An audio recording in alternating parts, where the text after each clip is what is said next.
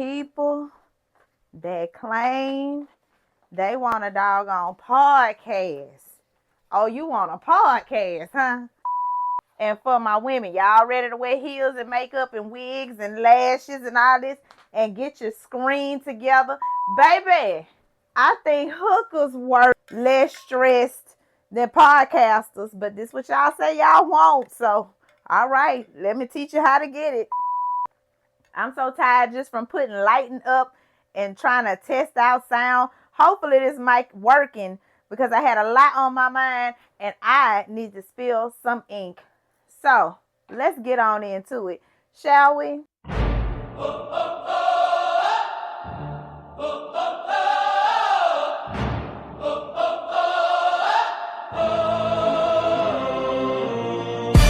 Hearts alive, hearts alive. Angels sing, angels sing. Voices rise, voices rise. The prophets ring, the prophets ring. In the shadow, truth unfolds. What's going on, my people? It's your girl V Marie. I am going to take you back to the beginning. For those of you that do not know who I am, this is the formal introduction. I hope you're ready. So today's episode, I kind of didn't know whether I wanted to go with a topic like you got me effed up or go a little bit more polished and say hello everybody. It's V Marie. So I want to tell you about why I'm so conflicted today, and I want to let this episode just roll out in its raw form. I feel like I started navigating away from what kept me real, what drew the attraction to me. Over the years, how did I build my audience? And I started steering away from the things that I teach people and coach people to do every single day. And then I started wondering to myself, you know what? Once again, I got in God's seat and I started overthinking doing his job for him, at least I thought, right? Because I wanted to get caught up with the whole, well, I know what I'm doing and the path is clear now and I have my trifecta plan and I understand what all of the branches of my business look like, but it was still missing. One, the identity of God. I steered away from that because I got caught up in all the busy things, all the footwork. And two, I lost sight of myself. And that's why the title had to be You Got Me Effed Up. Not just society, because here in good old Houston, Texas, even though I love Houston, but Houston is a cliquish city. And as an African American female entrepreneur, you are trying to claw your way into communities and spaces where you want to be able to support and lend your help, lend your experience, but everybody already has formed the people they think they need to take them further. Luckily enough for me, I was built tougher than needing a clique. And I know that I'm a leader. God sent me here, placed me here to be a leader. So I'll build my table. I'll create my own doors. And I already have a community. So let's just continue to grow that, shall we? Born in Baton Rouge, Louisiana. Coming up during a time where communities still cultivated, supported one another. Church was still the cornerstone. You still had Big Mama teaching you how to fear God and cook and clean and give you discipline. I came up in a time where communities were still raising one another's children. Much more safe environment, even though we had our rough times, but at least we still had community. Now it seems like we are so far fetched from the things that keep us raw, keep us real, keep us grounded. And I had that moment with myself yesterday, and it brought me to tears, honestly. A very emotional, transparent moment. Me and God. I feel like the conversation with my therapist helped the most because she helped me to remember that where God's love is, fear has to be casted away. Fear cannot be represented in your thoughts, in your spirit, man, if you just really meditate on God's love. And it clicked for me. I've been in these environments and these events lately trying to support new community. But even with the new community and the support and the team, it made me reflect on my journey getting to this point. And I felt that it was a need to reintroduce myself because while navigating these events, while navigating the familiar faces and the similar circles and, third person removed, I started to realize that people don't know enough about the background. People don't know enough about the rise. People don't know enough about who V. Marie is and how did she get here today. So let me share that. And hopefully, while I'm sharing the raw realness about who V. Marie is, you can take note as to how I was able to continue to pursue as a lone panther out here in Houston, Texas, away from home, building a business without the blueprint. I moved here in 2004, but my family didn't have enough money to keep me in the Art Institute of Houston. The way I got to the Art Institute of Houston, I had enough faith at the age of 18 to pray over the paperwork for every application to every art institute in the country. And I said, God, whichever one accepts me, I'm going. No matter how I get there. Now, mind you, I didn't know a family anywhere in any other state. I only knew Baton Rouge, Louisiana all of my life. But my prayers and my visions were bigger than the box that Baton Rouge, Louisiana had me placed in. The limitations that the city tried to place me in, the stagnation, the politics, the setbacks, the colorism, the sexism, racism. It's a lot of isms from where I come from. Luckily, I was born to a very smart, sophisticated, multifaceted, beautiful woman, as well as a very stand-up guy, militant Marine Corps vet of a father. Both of them showed me the game of life in so many different ways. I grew up in the house with one of my three brothers. So, of course, by default, we ended up being the closest. But as close as I was to him was as close as he was to the streets. So he was able to give me insight on the street life. Collectively, my household gave me street sense, common sense, book sense, and spiritual sense. I'm a cold mama jamma, all put together. So I had enough courage. I had enough intellect by the time I was 18. I felt like I was ready to leave home. So after graduating high school, I came to Houston and I started learning that a big city is polar opposite to little old Baton Rouge. From my door getting kicked in, things getting stolen from me, getting into the streets as a hardcore hustler at one point in time. I felt like couldn't nobody tell me nothing. But at the same time, life was exposing so many lessons I had yet to learn. So many different things, trials that I had to experience all by myself. And even when I was seeking the streets, God was still chasing me down. And fortunately for his grace and mercy, that's what I had. Sometimes that was all I had to help me get through a lot of the things Houston had to offer me. So by the time I graduated in 2007 from Houston Community College, after my education at the Art Institute of Houston, I hit the ground running and I developed my company, Panther Ink Graphics, with a DBA in 2007. And I sat at places like Starbucks with a little Kinko's business card and a laptop like I already had it together. And now that I look at it hindsight, I'm pretty sure to those people, they were probably like, who is this little youngster with this little card and this computer? But people would stop by my table and they would ask, who are you? What do you do? And that's how I started exchanging in my apartment complex, in the shopping centers. I would stop by with a printed portfolio and introduce myself. And while I was building business back in 2007 as a freelance graphic designer first, I kept jobs, sales jobs, outbound, inbound, face-to-face, door-to-door for companies like AT&T and Hewlett-Packard, some of the best sales training that you could ever have. Then I moved my way on up into industries like oil and gas, working with very prestigious companies, seven-figure accounts, rubbing elbows with presidents that didn't look like me.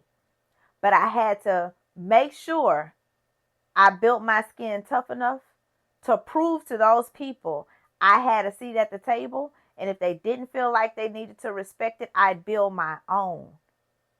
But before I even had a chance to prove that, I was let go of 2 different jobs, one of which was the oil and gas industry, and the other was where I got furloughed during COVID-19. In the same year that I was furloughed, I was also asked for a divorce, all while trying to learn more about how to advocate for my newly diagnosed autistic son. Talk about life in a spiral all at once. Talk about questioning, does God really know how I'm built? Because we always grow up hearing things like, oh, he'll never put more on you than you can bear. But I used to challenge God all the time with the question that not only did I not ask to come here, but I no longer want to bear anything for this life, for this world, for him even at certain points, to really keep it real. But there's many times where God and I, we have our way of communicating. And he gives me tough love right back. And sometimes in those moments of tough love, he would question me and he would remind me of moments where I may have had a drought season or a state of confusion or a period in time where I was angry because things were not as clear as they used to be, or I didn't have the support that I thought I needed. And all the time I was complaining, all I had to do was lean into his love. All I had to do was remind myself of his promises. So I continue to develop piece by piece, from a light to a microphone to a camera to coming on consistently, committed to building my brand on social media. When I lost my job, I promised myself that I would never put me and my son in a position again where somebody could take the way I provide for him. So I had to sit up a plenty of nights. The things that people complain about, saying that they want entrepreneurship so bad, thinking that it's going to make their lives so much better than what their full-time job gives them. Whomever lied to you, go slap them. Because that's not how it works. You're going to put in way more work building a brand. You're going to put in way more hours trying to sustain the brand. It's going to take thousands and thousands of dollars of investment. And if you feel like you're a person that wants to wear all the hats, well, welcome to the Burnout Club. Not to mention trying to get into business without any type of coaching or mentorship. You have to invest in order to make dividends, make earnings, understand operating and overhead, understanding what it's going to take to save, understanding what it is to pay quarterly taxes, understanding what type of tax bracket are you trying to become by the end of the year, and how are you going to get there? How do you attract the client? How do you nurture someone? How do you command authority? These are the things that you have to learn on this ongoing uphill battle called entrepreneurship. Some of us say we want to become podcasters, but we can't even commit to making a plan from day-to-day basis. We can't commit to a structured schedule. We can't commit to staying confident enough to not fall into consistent procrastination. It takes hard work. And I've put in the work. Put in the work so much so I graduated with honors from HCC. Built my way up with Panther Ink Graphics, to the point where I commanded presence on social media by using my last $1,000 on betting on myself to learn marketing, to learn online presence. And I was successful at that. I superseded my salary that I was getting paid on my full-time job by an average of $10,000 every year. But that was the turning point that started to lead to, you would think, better days. Not so much. I started to understand what people mean by more money, more problems. When your tax brackets change, when you have to pay more taxes, when you have to hire a team, when you find out that people that claim they were committed to the vision only stuck around to see if you failed yet. If you can't say amen, say ouch. And let's not talk about the sexism that you have to deal with as a woman, not only a woman, but a black woman, coming into worlds where there are influencers and people already have their circles, and there's the mean girl clubs over here, and there's the men that want access granted in other ways than you are willing. We don't want to name drop now, do we? And we don't want to talk about the ones that lead with their ego. And I'll definitely have to save the title of narcissism for another day. But it is out here with a vengeance, reeking its foul odors in every room that looks like an opportunity. How do you stay strong? How do you stay committed when people are making passes at you instead of really trying to get to know what value you have as well as your expertise? I have had so many people challenge me as though I did not graduate from Goldman Sachs cohort with 1 million black women in business as of 2024. As though I did not build my own Brand Builders Academy all by myself.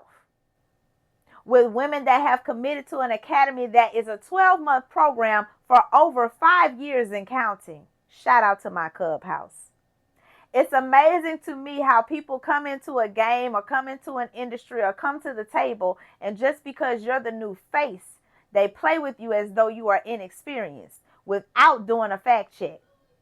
The funny thing is, a lot of people try to trample over you and question your name without going to Google it first. And you could do that, by the way. And here I go, sitting back humble, forgetting that Baton Rouge, Louisiana raised me. Forgetting that against all odds, I'm still going to shake something. Forgetting that I am the beast God called me to be. I am appointed. I hold his light. I am a divine creature. I have insight, and I also have integrity. So if you're going to be an entrepreneur that stands for something.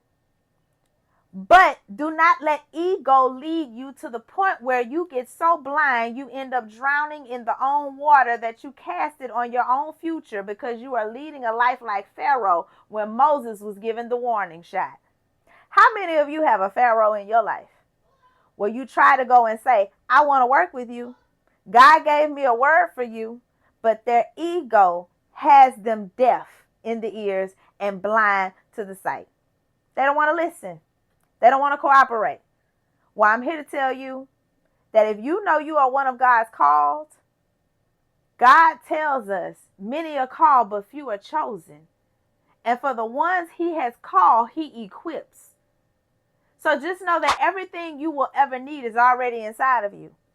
And as long as you continue to focus on God's love and make sure you keep him in every business meeting, in every blueprint, but most importantly, do not let sin lead you.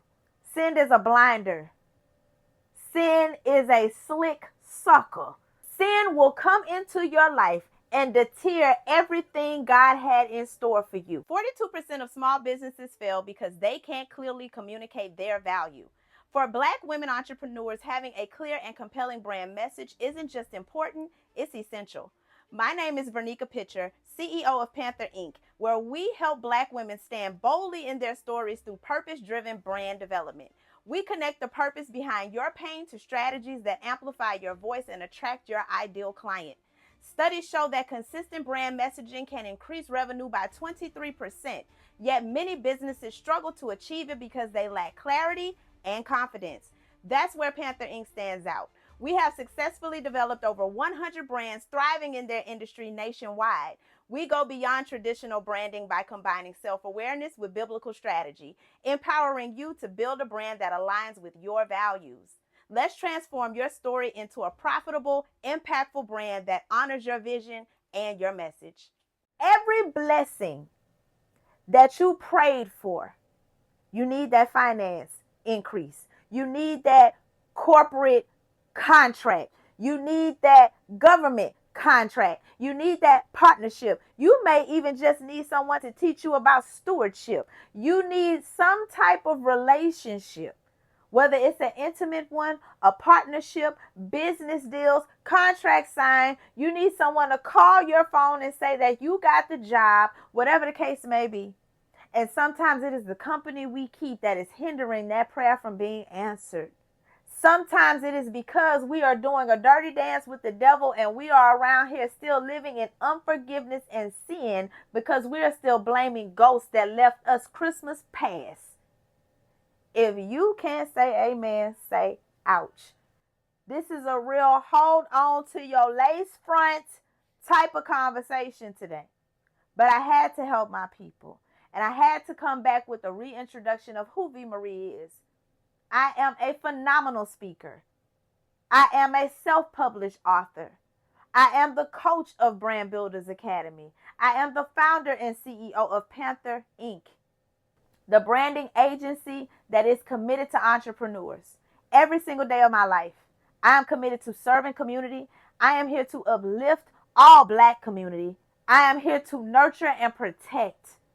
I know my assignment in life. I'm clear on who I am. So I really wish people would stop playing.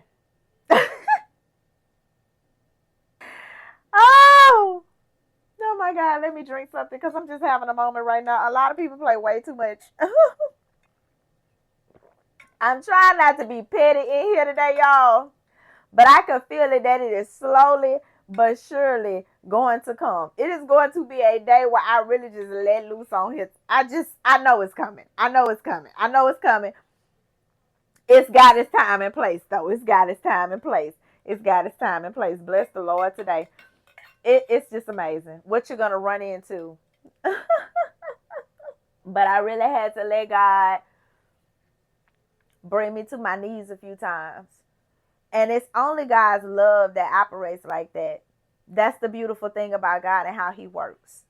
If you quiet your mind down long enough and cancel out the noise of life, it is so much going on in politics. It is so much going on in the world right now. It is so much going on in the economy. And we still, as a people, function so lost and so scattered and so separate. And we are so distracted that it is frustrating for the people that are the seers, the people that really know what's going on, the people that have prophetic anointing over their lives. And we sit back and we observe and we see. Leadership can be a very lonely, misunderstood role. And the crazy thing is, when God gives it to you, you can't give it back. Trust me, I've tried. Trust me, I've tried. But at the same time, I love empowering people. I love leadership. I don't think I'd have it any other way. But sometimes in leadership, you get tired of standing out. You get tired of being the sore thumb. You get tired of being the one that everybody wants to pull on, but nobody wants to really receive. Nobody wants to be chastened by or corrected by. They want you a part of it, but they don't want your light to shine more than theirs. Basically, they want you to have control over something you don't have no damn control over. I can't help I'm this fly. Oh my God. I'm sorry, y'all. That was a moment. But God gave me this light. And I've spent years seeking God's reflection in me. And when I started to exfoliate darkness off of my heart, first of all, but most importantly, my mindset. See, we seek and we looking like, where is God? God don't hear me. Yes, he does. He walks with you because he is you. You're a reflection of him, at least you should be. And honestly, it starts with your thoughts. It's your mindset. God is right there in your heart of hearts, your spirit man, but he's in your mind. Why do you think manifestation exists? Because if we focus on the things that we know we are supposed to be, a lot of people are around here functioning in imposter syndrome and thinking they can approach something as real as me and tell me what I'm supposed to be doing and thinking and moving and shaking. Some people need to have several seats and chill the hell out, like for real. So when it comes to anyone in entrepreneurship that is trying to navigate, how do I draw attraction? First of all, tell your story. Be authentic with expressing who you are genuinely. And if you're not clear on who that is yet, take time out to seek that out first before you go saying you want to start a business. Because if you don't understand how to clearly give message to your story and be able to convey that to a point where your prospective client or audience or customer or whatever you are sourcing as to why you want to be an entrepreneur, which should be to solve a problem, to help serve a group of people. Who are those people? What do they need? What keeps them up at night? And how are you going to deliver your story so clear that they can connect to the them in you? Now that's a bar. I know my child didn't holler like that. Jaden! He talking about sorry. He know I told him don't be loud while I'm trying to record this doggone show. Oh my God. Maybe we'll have a part 2 on this topic. So let me know if you enjoyed a little summarized introduction of who V. Marie is and the different tips that I've given today as far as staying true to who you are, making sure you master how you tell your story so that you can compel the audience that you are sent here to lead and to serve. This is another episode of Spilling the Ink with your girl, V. Marie. And until next time, you guys, love and light. I'm out. Peace.